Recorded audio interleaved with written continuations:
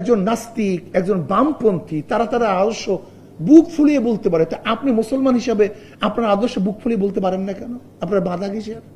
আমাকে বলুন তো, আপনার বাধা কিসের? এর কারণটা কি? আমরা সব জায়গায় মিস্ত্রি হয়ে যায়। আচ্ছা দেখেন তো, কোন হিন্দু পণ্ডিত কি ঈদের সময় এসে বলছে এটা আমাদের পূজা, আমাদের এইটা, আমাদের সেটা, এরকম বলছে কেউ?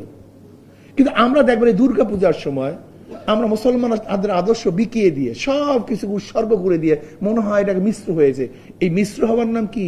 স্বাধীনতা। এইটার নাম কি উদারতা? এইটার নাম কি নন সাম্প্রদায়িকতা? নন সাম্প্রদায়িকতা কি? আমি হিন্দুদের পূজা ঠিক মতো করতে পারে, তারা স্বাধীনভাবে পূজা করতে পারে, এই দায়িত্ব আমার, এটা রাষ্ট্রের দায়িত্ব।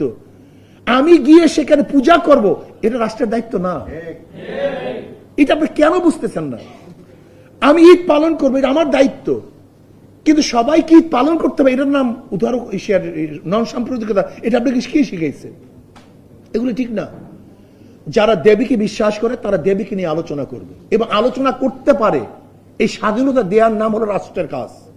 কিন্তু আপনি গিয়ে দেবীকে একেবারে নিজের খোদা বানায় ফেলাইবেন, এটা রাষ্ট্রের কাজ না, এটার নাম নন সাম্প্রদায়িকতা না।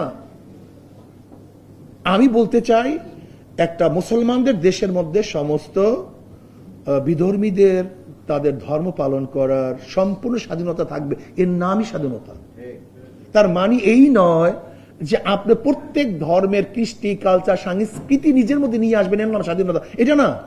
যেমন আমি কি মনে করি, আমি মনে করি ইসলামের মধ্যে সমস্ত মানুষের মুক্তি আছে, সমস্ত মানুষের স্বাধীনতা আছে। ইসলামের বাহিরে কোনো আদর্শ মানুষকে মুক্তি দিতে পারে না, স্বাধীনতা দিতে পারে না। আর একটা কথা মনে রাখতে হবে, আমাদের আজকে আমাদের এই সেকুলারদের মধ্যে থাকতে থাকতে আমাদের মেজাজ হয়ে গেছে যে আমরা শুধু দুনিয়া নিয়ে চিন্তা করি, কিন্তু একজন মুসলমানের শুধু দুনিয়া নিয়ে চিন্তা হতে পারে না। আমাদের মূল চিন্তা হলো আখেরাত এবং দুনিয়া, উভয়টাই। আমরা দুনিয়াতে শান্তি চাই, আখেরাতে মুক্তি চাই। কিন্তু আমাদের মুসলমানদের দেখছি, আমি যত আলোচনা হোক, আমাদের আখেরাত একটা আছে, পরবর্তী জিন্দেগি আছে, এই চিন্তা আমাদের মধ্যে নাই। আমরা শুধু দুনিয়া দুনিয়া। সেকুলারদের কাজটা কি? নাস্তিকদের কাজটা কি? নাস্তিকের কাজ হলো শুধু দুনিয়া দুনিয়া নিয়ে চিন্তা করা। কিন্তু একজন মুসলমান তৌহিদবাদীর কাজটা কি? দুনিয়া এবং আখিরাত উভয়কে নিয়ে চিন্তা করা।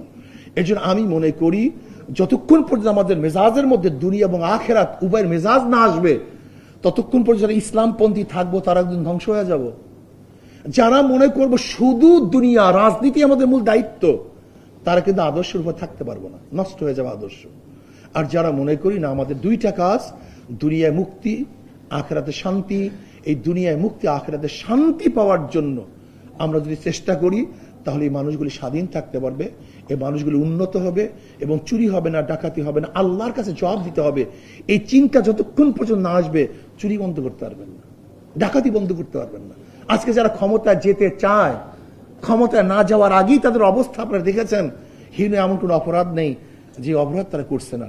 আজকে তারা ক্ষমতায় যাওয়ার জন্য ধর্মকে বিক্রি করতে পারে, আজকে ক্ষমতায় যাওয়ার জন্য ধর্মকে পরিবর্তন করতে পারে, আজকে ক্ষমতায় যাওয়ার জন্য তারা ইসলামের বিরুদ্ধে কথা বলতে পারে। আমি চাই, আসুন আমরা মুসলমান, 92% মুসলমানদের দেশে ইসলাম হুকুমাত হবে। শুধু কোরআন না, এটা একটা ভুল। আমাদের অনেকের মাথার মধ্যে শুধু কোরআন কোরআন সরার, শুধু কোরআন কিচ্ছু না। শুধু কোরআন কোনোদিন শাসন করতে পারে না। কোরআন ও সুন্নাহ শব্দ ব্যবহার করতে হবে, কোরআন ও সুন্নাহ শব্দ ব্যবহার করতে হবে। যদি শুধু কোরআন কোরআন বলেন, হাজারো জায়গায় ডিস্টার্ব হবে, যা চিন্তাও করতে পারবেন না। এর জন্য আমি প্রত্যেকটা বক্তব্যকে বলবো, যখনই বলেন কোরআন সুন্নাহ, কোরআন সুন্নাহ, কোরআন সুন্নাহর আইন, শুধু কোরআন কোরআন, এটা ঠিক না। এটা হালে কোরআনিয়াদের একটা সাবজেক্ট, এর মধ্যে মারাত্মকভাবে একটা দর্শনের গলত আছে। কোরআন ও সুন্নাহ, কোরআন ও সুন্নাহ। কেন? কোরআন হাজারো, যেমন নামাজের কথা বলছে কোরআন, কিন্তু 5 ওয়াক্তের ব্যাখ্যা কোরআনের মধ্যে নেই।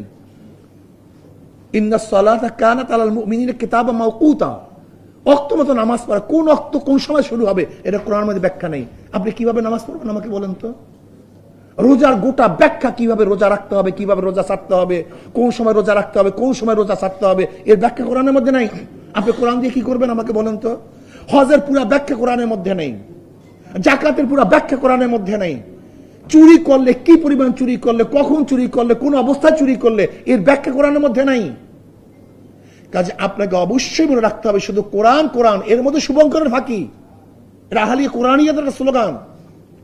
খুব হুঁশ রাখতে হবে, কোরআন ও সুন্নাহ, কোরআন ও সুন্নাহ। আর আমি মুসলমান, এই চেতনাকে যদি এস্টাবলিশ করতে পারেন, আমরা মুক্তি পাবো। এদের স্বাধীন থাকবে। আর আমি মুসলমান, এই চেতনাকে যদি ধ্বংস করেন, তাহলে আজকে হোক, কালকে হোক, 100 বছর পরে হোক, 500 বছর পরে হোক, এই ভূখণ্ড অন্য দেশ দখল করবে, এই ভূখণ্ডের স্বাধীনতা থাকবে না। কাজে আসুন, ইসলামকে ধারণ করে, ইসলামী আদর্শকে ধারণ করে যদি আমরা ইনশাআল্লাহ চলতে পারি, তাহলে 47-এ যে স্বাধীনতা পেয়েছিলাম এবং ব্রিটিশদের বিরুদ্ধে যে আন্দোলন করেছিলাম, একত্রে যে উদ্দেশ্যে আন্দোলন করেছিলাম, সাম্য, মানবিক মর্যাদা এবং সামাজিক ন্যায় বিচার, এবং আমরা 2024-এ আন্দোলন করেছিলাম বৈষম্য বিরোধী আন্দোলন, যদি কোরআন ও সুন্নাহর আইন আমরা বাস্তবায়ন করতে পারি, তাহলে ইনশাআল্লাহ যুগে যুগের যে রক্ত এবং যে জীবন আমরা দিয়েছিলাম, সেটা ইনশাআল্লাহ অবশ্যই আমরা অর্জন করতে পারবো। কাজে আল্লাহ আমাকে এবং আমাদের সবাইকে ইসলাম হুকুমাত কায়েম করার তৌফিক আল্লাহ আমাদের সবাইকে দান করেন। আল্লাহুম্মা আমিন। রব্বানা যালামনা আনফুসানা ওয়া ইল্লাম তাগফির লানা ওয়া তারহামনা লানাকুনান্না মিনাল খাসিরিন। রব্বানা আতিনা ফিদ দুনিয়া হাসানাতান ওয়া ফিল আখিরাতি হাসানাতান ওয়া কিনা আযাবান নার। আল্লাহুম্মা ইহফাযনা মিন কুল্লি বালাইদ দুনিয়া ওয়া আযাবিল আখিরাহ। আল্লাহ আপনার জমিনে আপনার হুকুমত, ইসলাম হুকুমাত কায়েম করে দেন। আল্লাহ ইসলাম হুকুমাতের জন্য সাহাবায়ে কেরামদের নমুনা সহিহ জিহাদ করার তৌফিক দিয়ে দেন। রব্বির হামহুমা কামা রাব্বায়ানি সগীরা। سبحان ربك رب العزة عما يصفون، سلام على المرسلين، الحمد لله رب العالمين. السلام عليكم ورحمة الله وبركاته.